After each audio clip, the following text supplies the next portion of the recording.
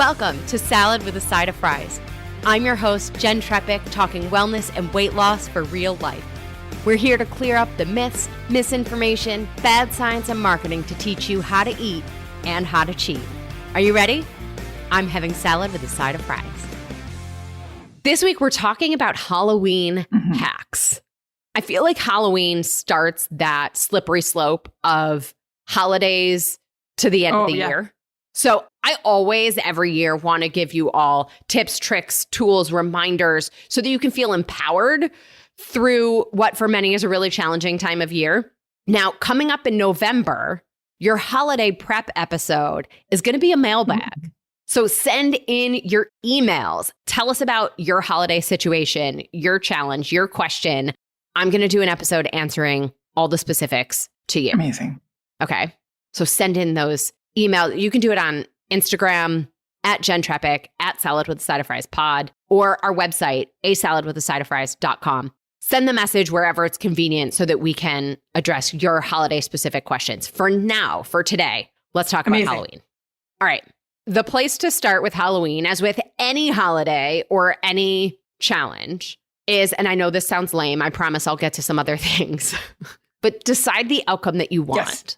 Let's take a minute to decide the end game so that we can then figure out the plan to get from here to there. So how do you want to feel after Halloween? Okay. I mean, maybe the outcome is just to feel in control, right? To feel like you were in charge, not the candy. Yeah. Right? Maybe it's to only eat candy on October 31st. Right. Maybe it's to only eat the candy that is your absolute favorite that defines Halloween. Then there's two more questions. One is, how difficult do we want this to be? Okay. Right? We can make this way easier on ourselves, or we can make this way more challenging. I'm guessing if you're listening now and you're even thinking about this, then you want to figure out how to make it easier. Absolutely. Amazing. Okay. So then the next question is, how much do we have to feel like we had it? Yes. I'm not the biggest candy person in general, but there are certain candies that I really love. I can have like one or two peanut M&Ms and be fine. One or two Sour Patch Kids is not going to cut it. Interesting.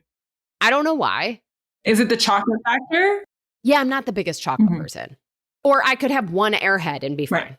But I'm also only going to eat an Airhead if it's the cherry flavor.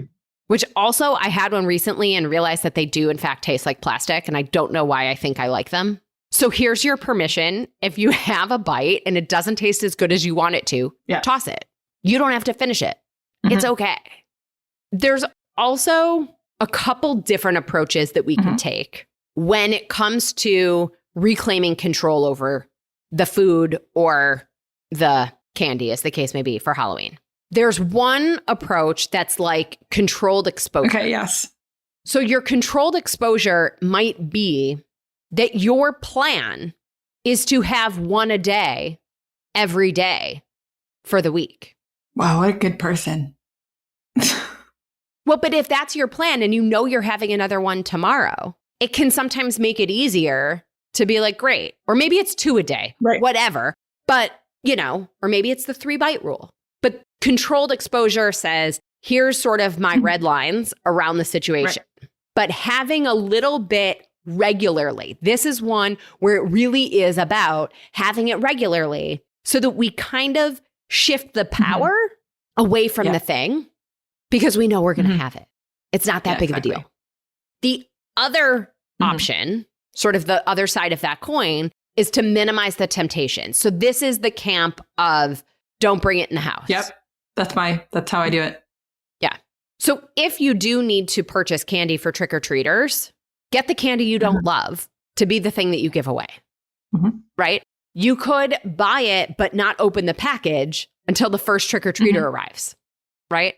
I think the key factor here is just to know what the challenge is for you and decide the pieces of how you want to handle it, right? Is it fine that night and it's the leftovers that then have this voice, right? Again, if it's those leftovers, you have two options. Minimize the temptation, donate it, get it out of your house, or controlled exposure.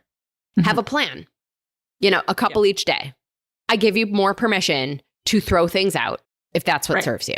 And then, of course, as with any holiday, for our hacks, right? Work with your body, which means we got those hormones, leptin that tells us when we're full, ghrelin that tells us when we're hungry, cortisol when we're stressed, right? If we don't sleep, we are less sensitive to leptin. It's no coincidence that when we don't sleep well, we feel really ravenous. So how can we make sure that, especially when these things are in the house or around us, that we're taking care of these other elements? So we're getting the sleep. We're eating nutrition, protein and fiber at every meal, right? Some quality fat in there too. We're getting our activity in the day. Work with your body to make every situation with the Halloween candy easier. Because it doesn't have to feel like climbing Mount Everest naked and barefoot. Absolutely. And remember, consistency is key.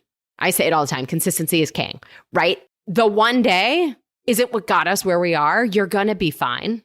Maybe part of your plan is to plan the day after the holiday, Halloween, so that we're picking up with our routines no matter what happened on the holiday. Maybe you decide that you're going to be the official photographer and now you have a camera in your hands the whole night and now we're busy. That's a good idea. Right? We have a job. Get all in on a different piece of the holiday. I like it. Decide when you want to be flexible and decide when you want to have those boundaries and those red lines to shut off the chatter in our minds. Everybody can use a different approach. Right? I just gave a whole bunch of options. Pick one thing. See how it goes. Yep. All right, let's get to the fun part. All right, so if you were a candy, what candy would you be? Now, we asked a few people. We also asked on social media. Min, you want to read some of the answers that came back? So Twix, Reese's Peanut Butter Cups, Junior Mints. Wait, so hold on that. Twix, it makes me laugh. I'm really curious about the person who responded Reese's Peanut Butter Cups. What does this say about you? Oh, me? Oh, I responded Reese's Peanut Butter Cups. No, not. I did. Oh, you did? So what does this say about you, other than I love peanut butter chocolate? No, that's honestly, for you, it's Sour Patch Kids. I cannot be left alone to be Reese's Peanut Butter Cups. If you go to Costco, they have this little container that gives you 100 of them and they're in the thin form. And I feel like I could eat the entire thing in one sitting because they're thin. So I can eat a little bit more. Yeah. Right. All right. Then we had Skittles, Airheads. Yeah. I never thought the Airheads. Sour gummies. Sour gummies. Yes. I know. Sour Patch Kids. Candy corn. I never understood the candy corn thing either. So for those of you who've been longtime listeners, we did an episode about the holidays with my mom and her thing is candy corn. I remember this. Snickers, more Reese's, more Snickers, a new one for Twizzlers. I love it. And then there was a little bit of a snarky back and forth of you're a Sour Patch Kid. I love it. I want to hear from you. If one candy could describe you, which candy would you be? And maybe that becomes the thing about Halloween. It's less about eating the candy and more choosing the candy that describes your personality. Yeah. Ooh, I like that. $100,000. No, I'm just kidding.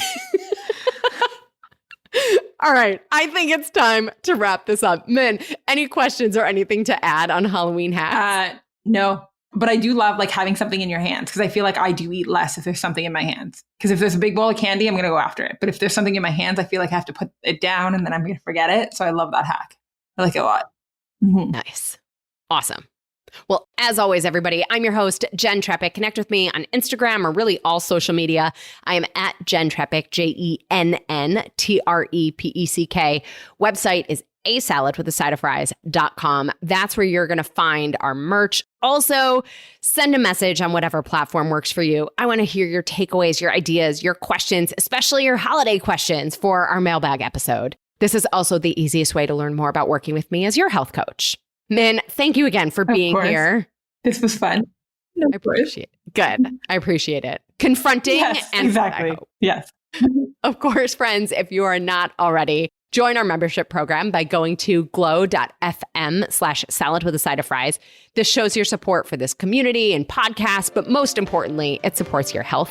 You'll get this week's recipes for the healthier pumpkin loaf and the healthier Starbucks copycat coffee cake. Well, friends, that's it for today's episode of Salad with a Side of Fries. Congratulations for making yourself and your health a priority. Thanks so much for joining us. Be sure to click subscribe or follow on your favorite podcast platform. Share us with a friend, and we'll be back next week. Always remember, you deserve it, and you are worth it. Happy healthy.